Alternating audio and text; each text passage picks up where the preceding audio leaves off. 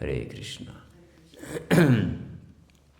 So, we continue our discussion on the Dāmodarāṣṭaka prayers by Satyavrat Muni. And so far we have discussed 5 verses of the Dāmodarāṣṭaka.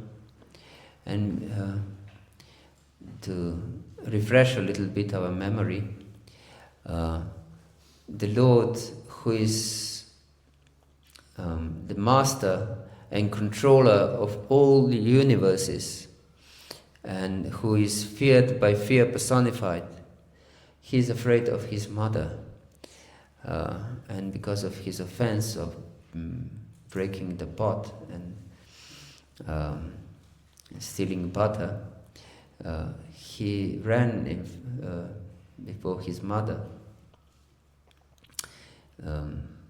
and he was greatly afraid and crying and rubbing his eyes. And Satyavrat Muni describes how the Lord, with these sweet pastimes, he drowns everyone in the pools of ecstasy. Yes. And his only desire is to be witness of such Lord's sweet pastimes. And he doesn't pray for any kind of liberation, any kind of boon, material or spiritual boon. He's interested only in his Lord's pastimes, and he prays only that this beautiful form of Balagopala would be manifest in his heart. And we said how important it is to go deep in these moods of Vrajvasis. And actually, by Rupa Goswami, this is the essence of all advice. Yes, to always glorify the Lord, to immerse our mind, our heart into describing of Lord glories and pastimes and forms and names, and live in Vrindavan always, constantly, and follow the example of these Lord's associates. That this is the essence of all advice, that we, yes, kalam akilam itupadesha saram, all the time. We use in this consciousness, we spend our life in this consciousness. And then yesterday we discussed the 5th verse, and we said that Satyavrat Muni became so absorbed in the Lord's beautiful face that he even forgot all about his beautiful form. He just concentrated on his beautiful face, which is unlimitedly deep dark blue, extremely beautiful, and his cheeks are constantly being kissed by Mother Yashoda, or Srimati Radharani, by the Gopi, says the verse. Yes. So we are actually singing this song during month of Kārttika for the pleasure of Srimati Radharani. Yes, because she's Ujjeshwari. She's the queen of the month of Kārttika. And everything actually is performed for her pleasure. Yes.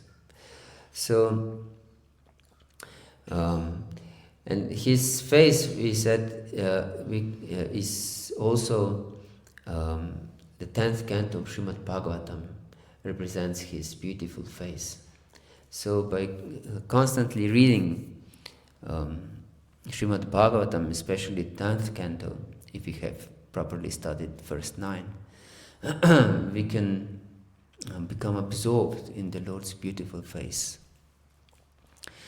And it is recommended by our acharyas, especially if you want to go deep in these feelings, that it is important to constantly read Srimad Bhagavatam. Yes. Yeah. So he's praying like this in the 5th verse, that just to see the Lord's beautiful face. And now we will sing the 6th verse.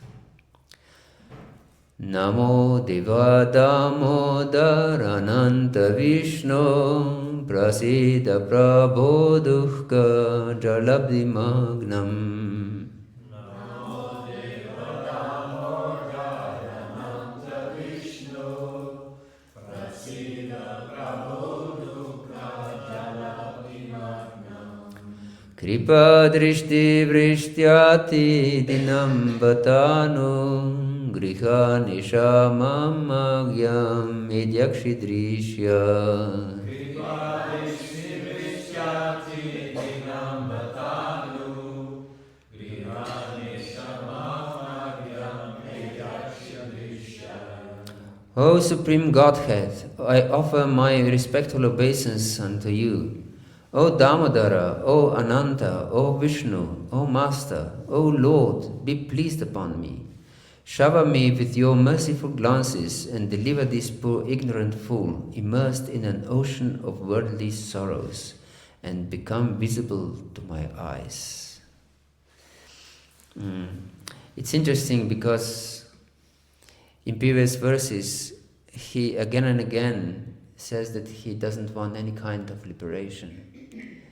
And one may think that he just forgot what he said. And he's praying here for liberation, one may think.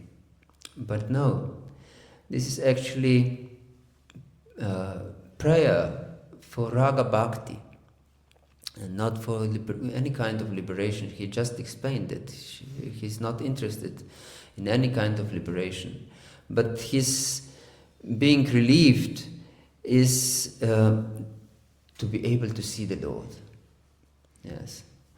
Become visible to my eyes. This is his being relieved, actually.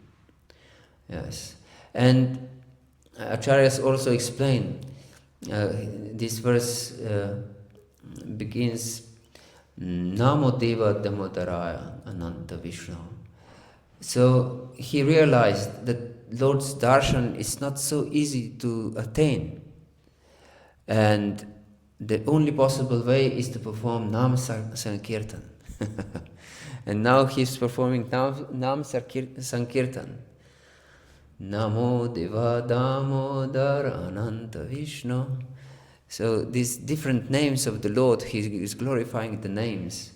Names are the most potent form of the Lord. Or we can say the most merciful form of the Lord. Extremely potent, unlimitedly potent, as the Lord is unlimitedly potent. And as we know, Nāma-saṅkīrtana Krishna Chaitanya Rasa Vigraha Purnakshado Nitya Mukto Bhinatvam Nama-namino. That there is no difference between the named and the name. Yes, and has unlimited powers and is unlimitedly merciful in the Lord's holy name. So here he's praying like this. Oh Deva, Deva means God, but means also that he's playful, and that he's beautiful also means Deva. And the Lord is Deva Deva, as explained by Arjuna in the 10th chapter of Bhagavad-gita. Swayam evatmanatmanam vetatvam purushottama Buddha bhavana bhutishu Deva Deva Jagatpati. Yes, you are Deva Deva and the master of the universe. So he's praying, you are the master of the universe, you are the Supreme Lord, supremely merciful also, supremely beautiful and supremely playful. I want to be part of your play. Yes. Please manifest before me. And you are Damodara. You are bound by the love of your mother, and gopis also. So please let me bound you also with my love. Please, you show your merciful face to your devotees. So please be pleased with me, somehow or other. Although I'm an offender, you are unlimited, ananta. So if you are unlimited, your mercy is also unlimited. So you can show your unlimited mercy, although I'm unqualified. And we said that there is no qualification possible to attain for bhakti. Yes. Yadrichaya matkatado jatashradostu yavaman nanirvinya nati sakto bhakti-yoga siddhita. It is explained in 11th canto of Srimad Bhagavatam that Yadrichaya matkatado jatashradostu yavaman. Somehow or other, Yadrichaya means somehow or other. No one knows how. By the Lord's providence, one gets faith in Krishna Katha. And this is the only qualification for bhakti, is faith. Yes. For anything and everything in our life, we need faith. Yes. Otherwise, no one would engage in anything, is it? Yes. Because, for example, if I say to you that by just some singing one song, I will give you millions of dollars. If you repeat it every day for 5 hours, for example, or 2 hours, I will give you 10 million euros. If you have faith in my words, you would perform it with great enthusiasm. But if you don't have any faith, you wouldn't do anything, would you? Yes. So, if we do anything, it means that we have faith in this particular thing. If you go to some bus and it states Brussels on the bus, we have faith that it will take me to Brussels. Yes. Faith only, nothing else. So that I go to such. If I wouldn't have faith that this bus really goes to Brussels, I wouldn't go on it. That's why would I go. I remember when I was starting to learn English at school, I started to have doubts. Are these words really have some meaning, or this doubt just crossed my mind. Of course, I didn't take it seriously, but some doubt appeared. Yes, and if I wouldn't have any faith, I would never try to learn English. What to speak of, be able to speak anything. Yes. Jai Shri Shri Radha Gopinath ki Jai, Shri Shri Garnita ki Jai, Shri Jagannath Baldev Subhadra Mai ki Jai. So yes, one has to have faith in anything he does in life. So this applies also to jnana yoga, to karma yoga, to any kind of spiritual practice, any kind of material practice, everything. But for other things, you need some other qualifications also. Faith is not enough. Yes. For jnana, for example, just to start jnana, path of jnana, you have to take sannyas. Otherwise, you're mantling with this material nature. What's the use of your jnana? You haven't even started yet. And to go, for example, to some school, you also need some qualification, not just faith, that you'll be qualified after finishing this school is not enough. But for bhakti, no qualification is needed and no qualification is possible. Only faith is required. Yes, only faith. And if you have strong faith, this is called nishtha. Yes. And only if we absorb ourselves, we can get a taste. Yes. Without absorption, there is no taste possible. Yes. Certainly, everyone has experienced it.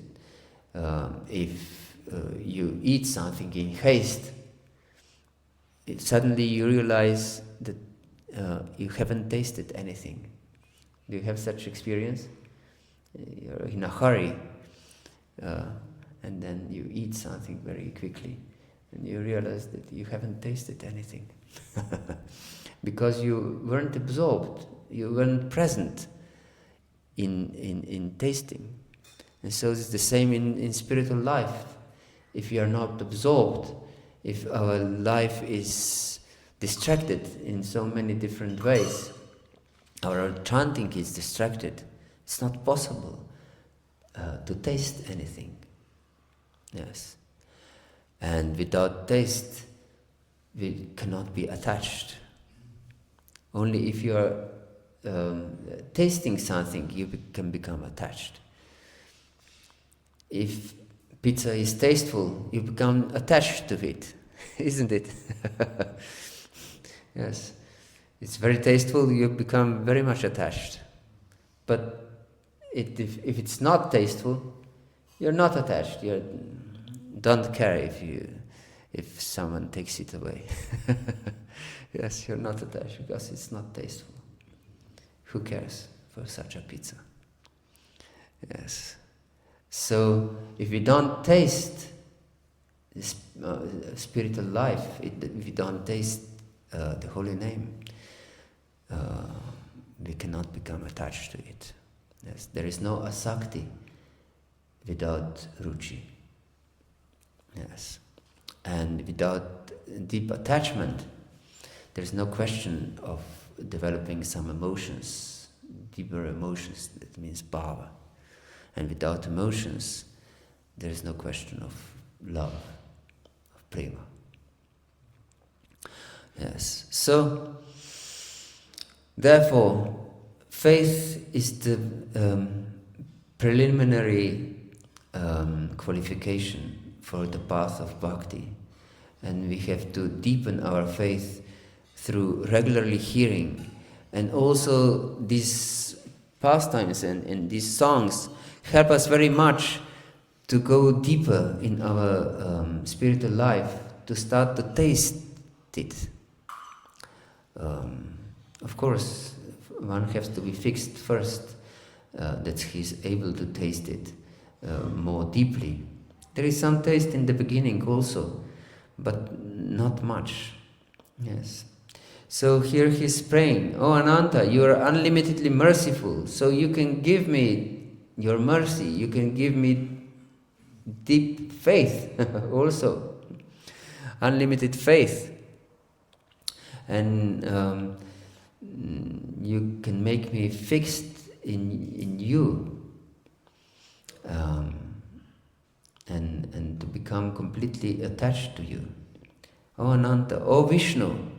Vishnu has many meanings. Vishnu, usual meaning of Vishnu, that he's all-pervading Lord. But has also other intimate meanings, and that is that he's entering between the two gopis in the rasa dance. Yes, he's all-pervading. Wherever you look, you see Krishna. The gopis during the rasa dance, they saw Krishna everywhere, but they didn't consider that Krishna has expanded himself, but they thought that Krishna is just so expert dancer, so quick, so that I can see him everywhere. Yes. So this is also Vishnu, who is unlimited, who pervades everything. Yes. And he's also present in the secret space. And there are guha, that is secret space. And there are several secret spaces. Yes. One secret space is altar. Yes, the Lord is on the altar. It's a secret space. So he's Vishnu on the altar. And there is another secret space. And this is our heart. It's also secret space. So we should invite the Lord to be in our heart, to be in this secluded secret space. But of course, the heart should be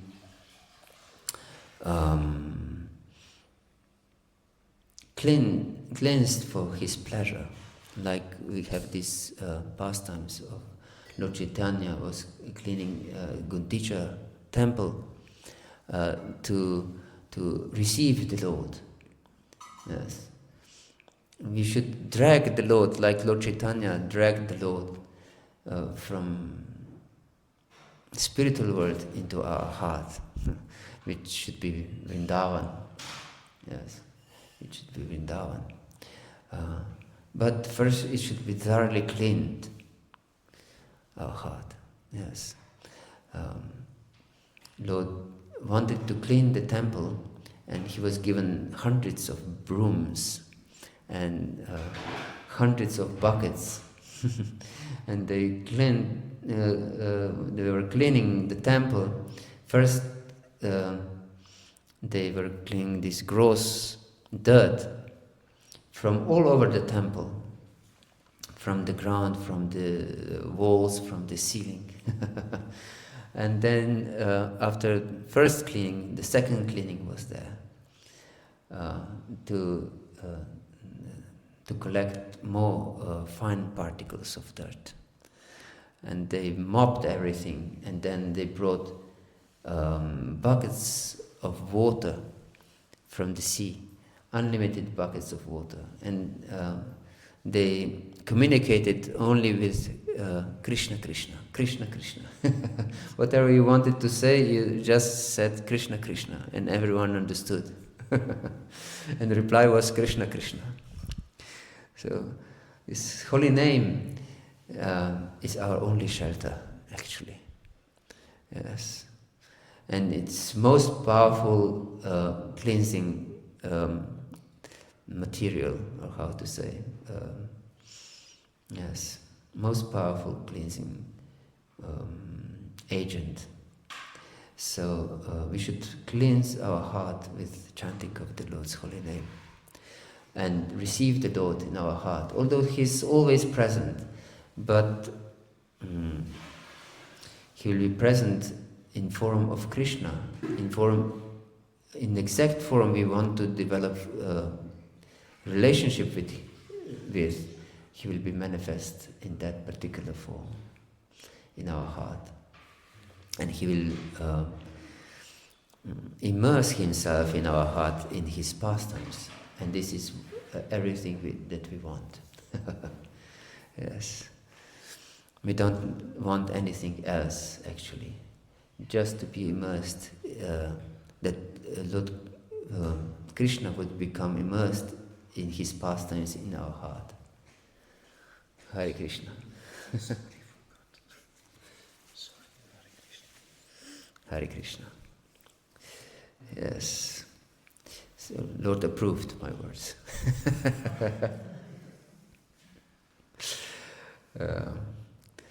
Yes, so this is by calling His names. And the third secret place of Lord Vishnu is these secret caves of Govardhan, yes, where Lord performs his most intimate pastimes. Caves of Govardhan, yes, where the Lord performs his most intimate pastimes with the gopis, especially Srimati Radharani. Yes. So, Satyavrat Muni, he's praying here, oh, please, my Lord. He's calling his names, because this is the only way of attracting the Lord. But we should know, the holy name, which is unlimitedly powerful, withdraws its power, or his power, if there are offenses to the holy name. So, offenses are the most deadly enemy of a devotee, and we should avoid them by all means. Yes, it is explained that if we offend the Lord, his form or anything, we can be excused by chanting the holy name, because the holy name is so merciful. But if you offend the holy name, we have no recourse. We cannot take shelter of anything, because the holy name is the one who protects us from offenses. Yes, but if you offend the holy name, it's not possible to get protected from offenses. Yes, so it's extremely important to avoid the offenses. Yes, therefore it's very well to know the 10 offenses to the holy name. And we will not go deep in these offenses, but few will mention. First, of course, is to not obey the order of the spiritual master. This is one of the great offenses. And not having faith in the holy name is again great offense. Or have some idea what the holy names means. You make up some idea that is contrary to our to proper understanding of the holy name. And then the holy name is extremely offended. One of the most grave offenses to the holy name is to commit sinful activities on the strength of the holy name. It is explained by our acharyas that if one commits sinful activities on the strength of the holy name, he's not a devotee even at all. Yes, he just wants to exploit the holy name for his sinful purposes. And one more dangerous thing regarding this offense is that if we commit other offenses, knowingly that there are offenses, and we think that this is not so important, we will be cleansed, this is also the same kind of offense, the seventh offense to the holy name. Yes. So, for example, I will give you crude examples so that you can understand. One of the offenses to the deities, and offenses to the deities can be mitigated by chanting of the holy name. Yes. But if we knowingly do offenses against the deities by walking in the temple with shoes, for example, or something like this, or we have different offenses to the deities, laughing loudly before the deities, talking loudly something else, glorifying other people in front of the deities, lying down in front of deities, and so many different offenses. This can be easily mitigated by chanting the holy name. But if we do these offenses knowingly, then becomes offense to the holy name. Yes. And then this offense, description of this offense is such that sometimes we may not properly understand the meaning. That it is one of these performances of karma kanda, the holy name, to achieve some material boon. But actually, to pray for anything except bhakti is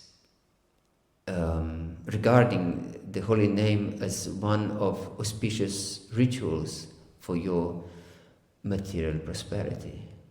So if I'm praying to the holy name or to the Lord for health, for good husband, good wife, for wealth, for protection, for anything material, actually, it's an offense against the holy name. Yes. So we should be very careful to properly understand these offenses, because very easily one can become offensive, even unknowingly, actually. And then, of course, we should know that we shouldn't instruct faithless of the glories of the holy name, and to retain these material attachments is again offense to the holy name. So we should, but who is completely detached, one may ask, because as long as we are not perfect, we still have unlimited material attachments, actually. But pure devotional service is anya bilashita shunyam. It's not anya bilasha shunyam. Anya means other, abhilasha means desire. So it's not anya bilasha shunyam, because no one could be qualified for bhakti, because we have unlimited desires. But anya bilashita shunyam means that anya bilashita means the quality of desire, desireness, we can say. So, if we want to give up all desires, this is anya bilashita shunyam. So we don't want them. They are there, of course, but we want to get rid of them. This is anya bilashita shunyam. Yes. So we should understand this. Although we have maybe have many different desires, but if we want to get rid of them, the Lord will understand. Yes, He wants only me. He wants only me. So that is counted as no other desire. Yes.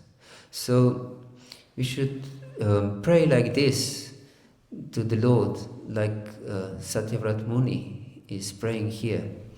Oh my Lord, Hare Krishna, Krishna Krishna, Hare Hare, Hare Rama, Rama Rama, Hare Hare. Please manifest in my heart. You are my only hope. There is no other hope than your unlimited mercy, O Ananta. Yes, your mercy is also unlimited. So you can shower your mercy on me and be manifest in front of my eyes. And we said that here it looks like that he's praying for material deliverance. And it's similar to prayers of Shikshashtakam, of Lord Chaitanya. who also prayed Mama Janmani Janmanishwari Bhavatat Bhaktiro Hetuki Tvai. Even if I'm born again and again and again, I just want a Hetuki Bhakti, unconditional Bhakti, unconditional love to you, my Lord. And then in the next verse, as if he would forget, Ai nanda tanuja kinkaram patitam mam vishame bhavam buddha kripaya tava pada pankaja sthitat ulisadrasham vichintaya. Please save me from this ocean of birth and death. But what is this ocean of birth and death? It's about our consciousness only. Yes. The body is already dead matter. Yes. It's just a whirlpool of dust, as we said. It's just dead. But our consciousness is one which drags us into repeated birth and death. Yes. So, what is important is not that we would not get another material body. If our consciousness is transcendental, it doesn't matter in which situation we are in. It matters that we are absorbed in love of the Lord. Then we become unqualified actually for material world. Yes. But we don't bother about it. The qualification for material world is material desire.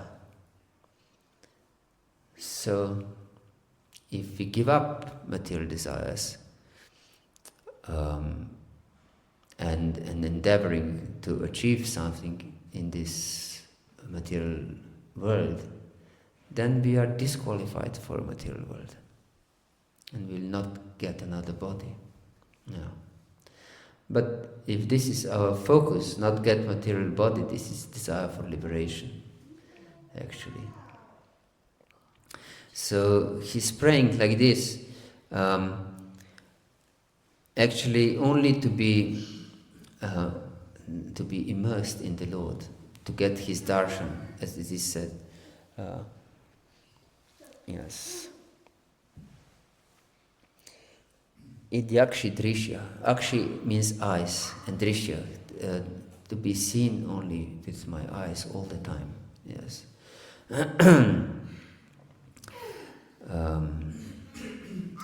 So there, he mentions this ocean of sorrow, Satyavrat Muni, and as we know, there are different sorrows in material world. One classification of these sorrows is, of course, these three kleshas: adhyatmika, the bhautika, the daivika.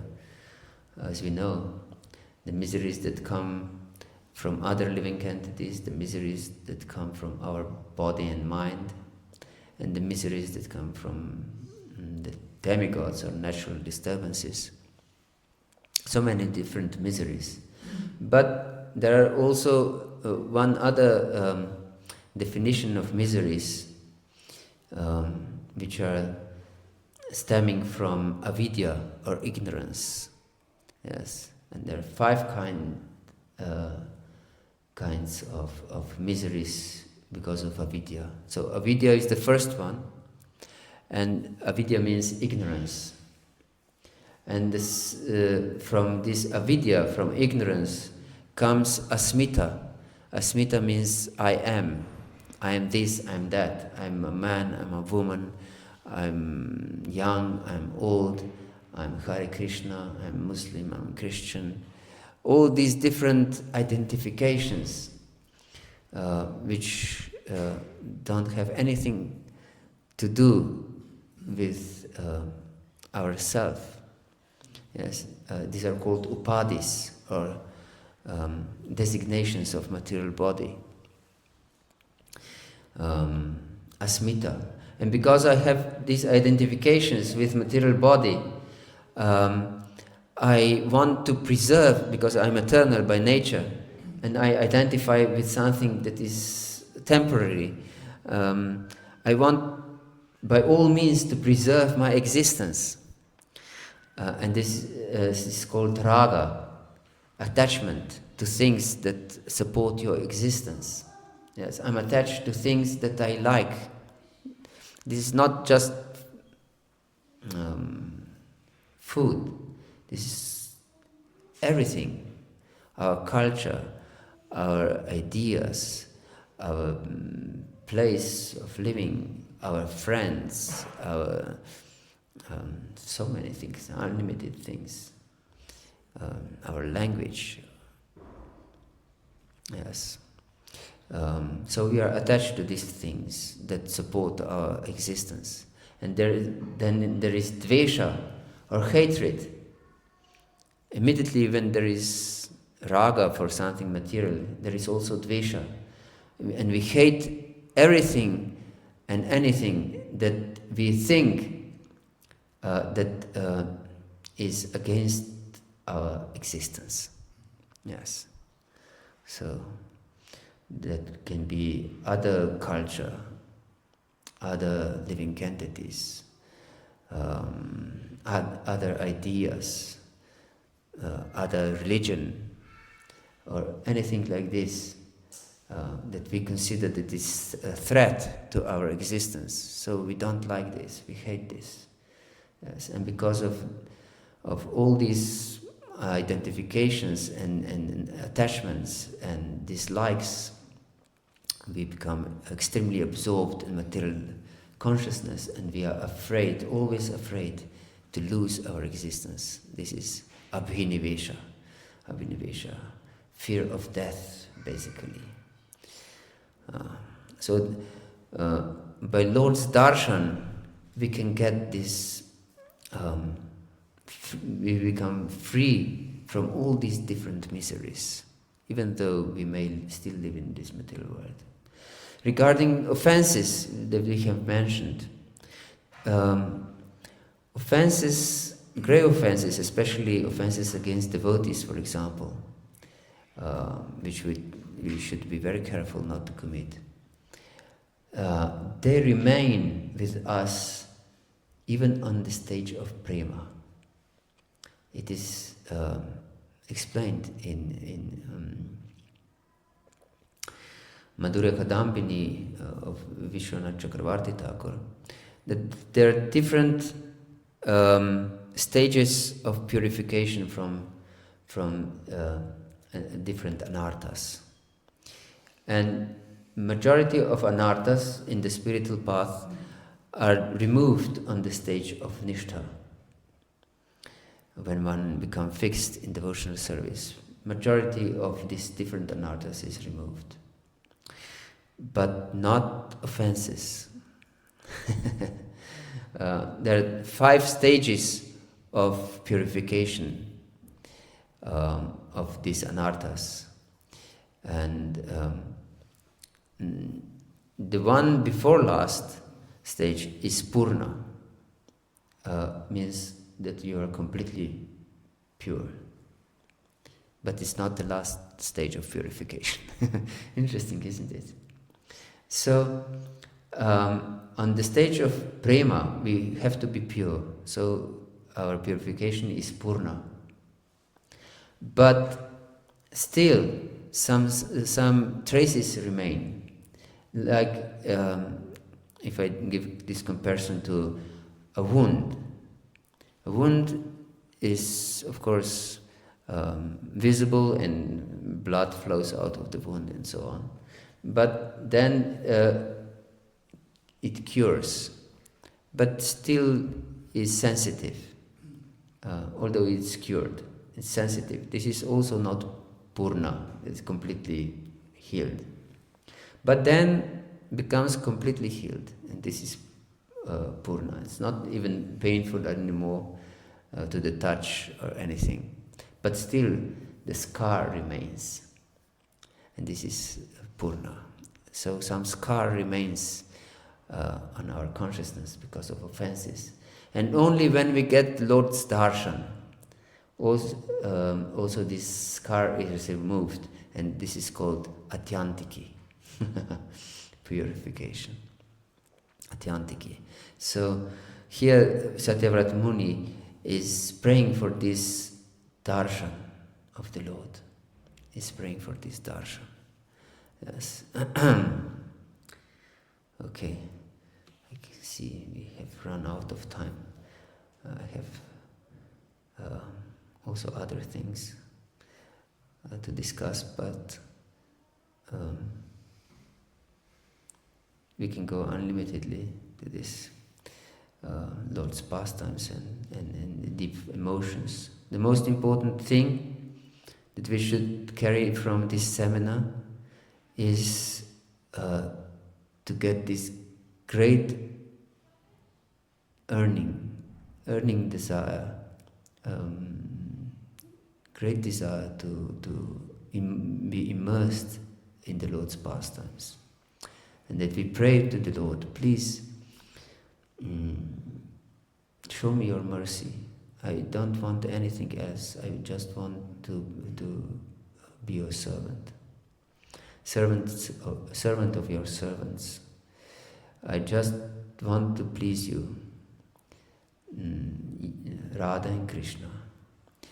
Actually, the whole our sampradaya is to lead us to surrender to Radha and Krishna. Yes, to be their servants. Hare Krishna. Is there any question or comment? Yes, please.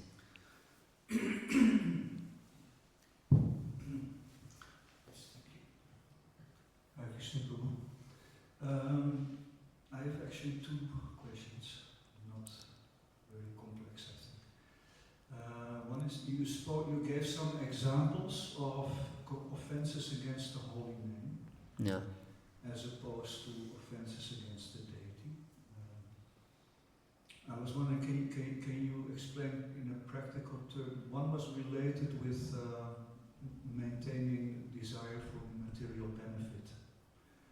Now, I was wondering, is that when, for instance, we chant and we are thinking of that, is that offense against the holy name, or suppose, or is it also when I'm praying to Krishna, not when I'm chanting, but just in a prayer, I ask Krishna, please don't let that happen.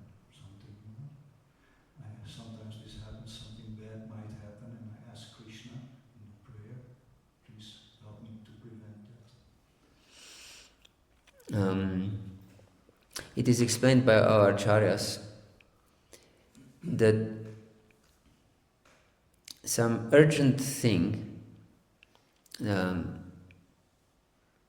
doesn't break this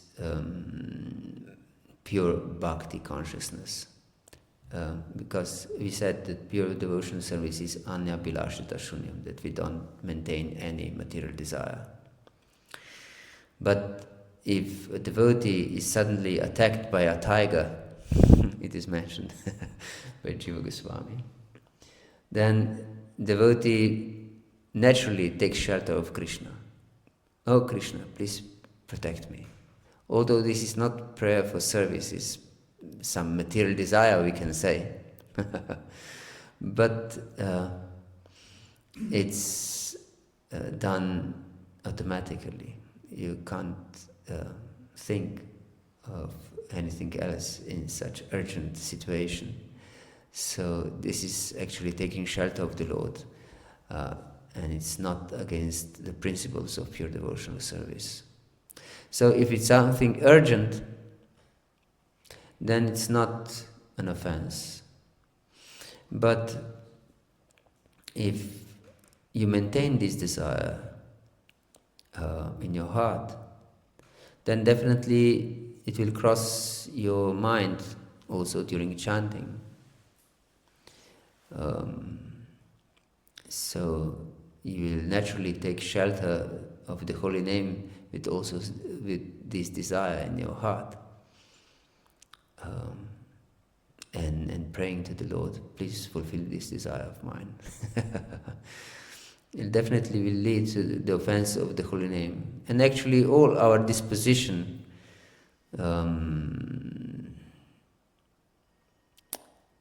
should be offenseless.